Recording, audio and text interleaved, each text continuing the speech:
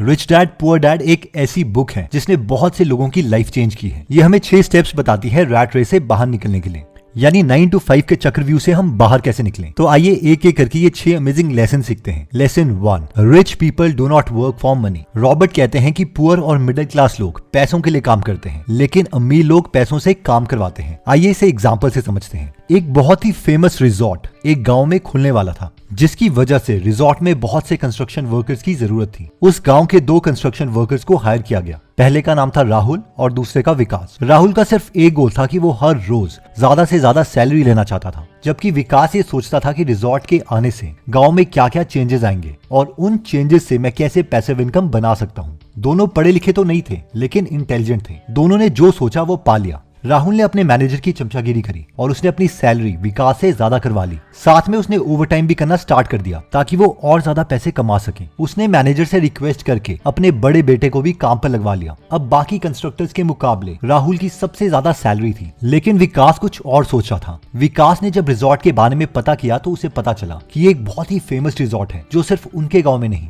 बल्कि बाकी गाँव में भी खुलने वाला है। उसे ये भी पता चला था कि रिजॉर्ट एक पब्लिक कंपनी है, यानी इसके शेयर्स वो ले सकता है। तो उसने 3 काम किए। पहला तो उसने उस कंपनी के शेयर्स खरीद लिए। दूसरा उसने ये किया कि जो नए गांव में रिजॉर्ट खुलने वाला था वहां पर उसने कुछ बीघा जमीन बहुत ही सस्ते प्राइस पे ले ली। और फाइनली उसे पता था कि जब ये रिजॉर्ट कंप्लीट हो जाएगा तो कंस्ट्रक्शन वर्कर्स की जरूरत नहीं रहेगी, लेकिन वहां पर जो एम्प्लॉइज आएंगे उन्हें उसी गांव में रहना पड़ेगा, क्योंकि रिजॉर्ट अपने बड़े मैनेजमेंट के अलावा बाकी छोटी पोजीशंस वाले एम्प्लॉइज को घर नहीं दे रही है। इसलिए उसने वहां पर अपनी छोटी सी जगह पर पीजी बना लिया। जब 5 साल के बाद रिजॉर्ट पूरा हुआ तो राहुल की जॉब चली गई और उससे कहा गया कि अगर उसे दोबारा काम चाहिए तो उसे 100 किलोमीटर दूर जो दूसरा रिजॉर्ट बन रहा है वहां पर जाके काम करना पड़ेगा। राहुल को समझ नहीं आ रहा था कि वो इस ओल्ड एज में कहाँ जाए। वहीं पर रिजॉर्ट खोलने पर विकास के शेयर्स का प्राइस इंक्रीज हो गया। साथ में उस रिजॉर्ट के स्टाफ विकास के बनाए पीजी में रहने लग गए, जिसकी वजह से उसे पैसिव इनकम आना स्टार्ट हो गई। और साथ में जो जमीन उसने दूसरे गांव में खरीदी थी वहां पर उसका प्राइस भी इंक्रीज हो गया। विकास को पता था कि अब उसे नौकरी की जरूरत नहीं है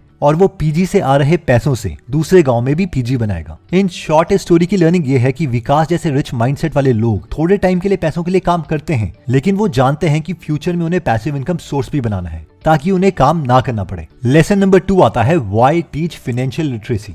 एक बार धीरूभाई अंबानी जी के साथ उनका पोता अनंत अंबानी जा रहा था, तो अनंत अंबानी ने धीरूभाई अंबानी से कहा कि मुझे गुब्बारे लेने के लिए कुछ पैसे चाहिए। उसने धीरूभाई अंबानी जी से 15 रुपए लिए और बिना हवा के गुब्बारे ले आया। उसके बाद वो घर आया। नॉर्मल बच्चों की तरह उन गुब्बारों से खेला नहीं, बल्कि उसमें हवा भर के उसे बेचने चला गया और प्रॉफिट कमा के आया। मैंने जाकर गुब्बारे की पैकेट खरीदी और हवा तो फ्री होता है, तो हवा भर दी और बेचने चला गया।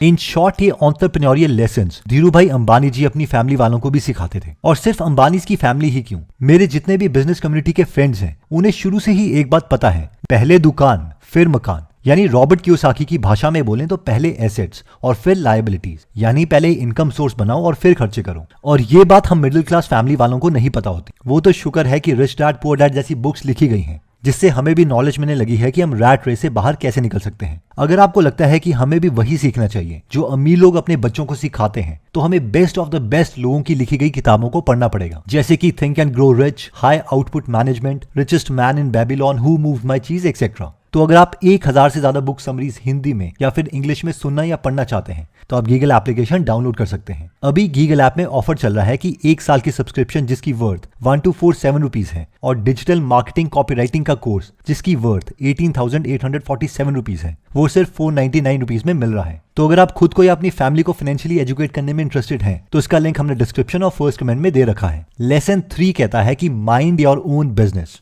रॉबर्ट कहते हैं कि जहां पर पुअर और मिडिल क्लास मेंटालिटी वाले लोग सैलरी मिलते ही पहले लोगों के बिल चुकाने लग जाते हैं, जैसे कि बिजली का बिल, पानी का बिल एक्सेट्रा, और उसके बाद बचे हुए पैसों को सेव करते हैं। वहीं पर जो रिच मेंटालिटी वाले लोग हैं वो सबसे पहले पैसों को सेव करते हैं और उसके बाद बचे हुए पैसों से बिल्स भरते हैं। प्रेम गनापति अपने दोस्त के साथ मुंबई आए थे, लेकिन उनका दोस्त उन्हें छोड़ के चला गया। एक तमिलियन ने प्रेम की मदद करी और उन्हें मंदिर ले गया ताकि लोग उन्हें वापस तक की टिकट के लिए पैसे दे सकें, लेकिन प्रेम ने जाने से मना कर दिया। प्रेम ने वहां एक रेस्टोरेंट में बर्तन धोने की जॉब स्टार्ट करी। प्रेम चाहते थे कि उन्हें कोई वेटर की जॉब दे दे, लेकिन उन्हें ये जॉब नहीं मिली। फिर एक दिन एक डोसा रेस्टोरेंट वाले ने उन्हें अपने रेस्टोरेंट में चाय बनाने की जॉब दे दी। प्रेम चाय तो बहुत अच्छी बनाते थे, लेकिन उसके साथ साथ बाकी लोगों से बात करने में वो बहुत अच्छे थे, जिसकी वजह से उनके टी स्टॉल्स में बाकी टी स्टॉल्स के कंपैरेटिवली 3 गुना बिक्री होती थी। एक बार एक कस्टमर ने बोला कि मैं पैसे लगाता हूँ और हम दोनों अपना मिलकर एक टी स्टॉल खोलते हैं और इस बिजनेस में हम 50-50% के ओनर होंगे। प्रेम मान गया और वो स्टॉल अच्छा भी चला,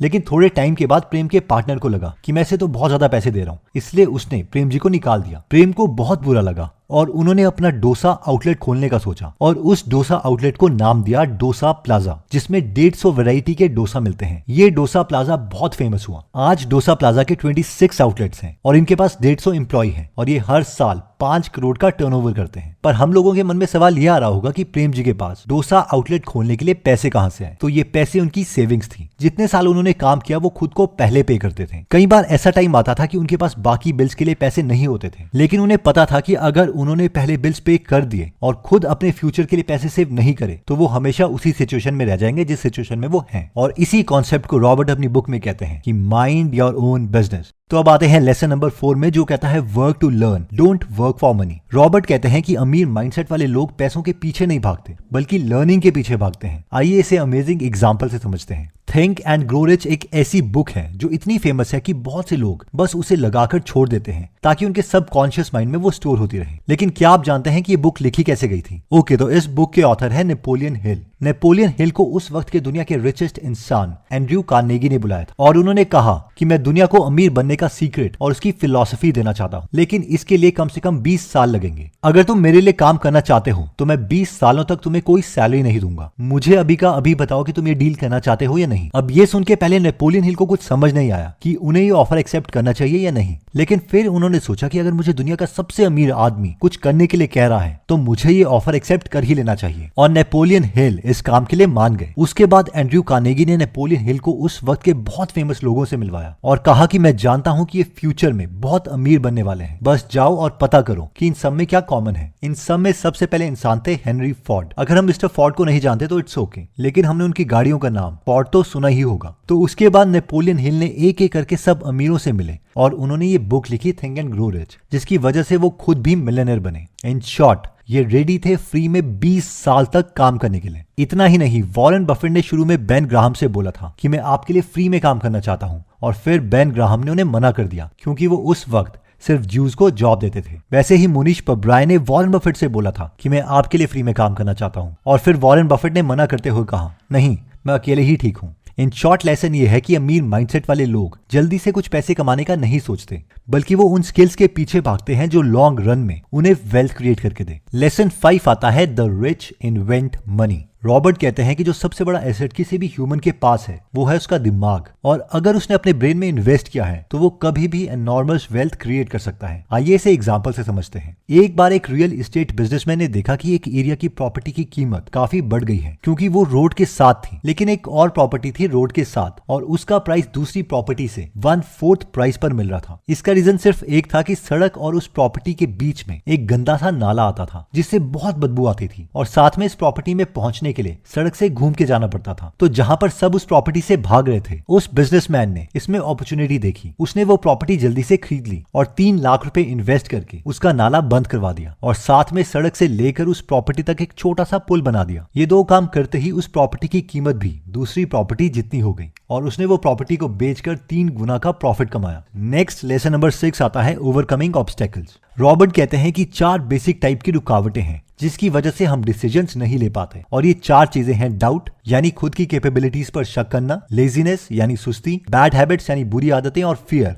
यानी डर। और इनमें सबसे बड़ा ऑब्स्टेकल है फियर। अब हम देखते हैं कि फियर से हम कैसे बच सकते हैं। हम लोग हमेशा डरे रहते हैं कि अगर हमने गलत डिसीजन ले लिया तो क्या होगा, जिसकी वजह से हम कोई डिसीजन लेते ही नहीं है। तो इससे बचने के लिए एक सिंपल मेंटल मॉडल है, और वो है कि दुनिया में सिर्फ 2 टाइप के डिसीजंस हैं, type 1 and type 2 decisions. Type 1 decisions वो हैं कि अगर ये डिसीजंस हमसे गलत हो भी गए और हम वापस अपनी लाइफ में आते हैं तो हमारी लाइफ में ज्यादा कोई नेगेटिव इंपैक्ट नहीं पड़ेगा, जैसे कि कोई न्यू ब्लॉगिंग वेबसाइट खोलना, कहीं पर इंटर्नशिप अप्लाई करना, फ्रीलांसर बनना एक्सेट्रा। तो टाइप 1 डिसीजंस में ज्यादा सोचने की जरूरत नहीं है, इसे जल्दी से ले लो। टाइप 2 डिसीजंस वो हैं जो अगर गलत हो गए तो हमारी लाइफ में एक मेजर नेगेटिव इंपैक्ट क्रिएट कर सकते हैं। फॉर एग्जाम्पल लेट से आप कहीं नौकरी कर रहे थे और आप अकेले अर्निंग मेंबर हो अपनी फैमिली के। आप एक दो पॉडकास्ट सुनते हो और बिना सोचे समझे जॉब छोड़ देते हो ताकि आप खुद का बिजनेस कर सको। अब अगर ये बिजनेस फेल हो जाता है तो ये आपकी लाइफ को हेल बना सकता है। तो इस सिचुएशन में बेटर है कि हम टाइप 2 डिसीजन को टाइप 1 डिसीजन में कन्वर्ट करने की कोशिश करें और फिर एक्शन लें।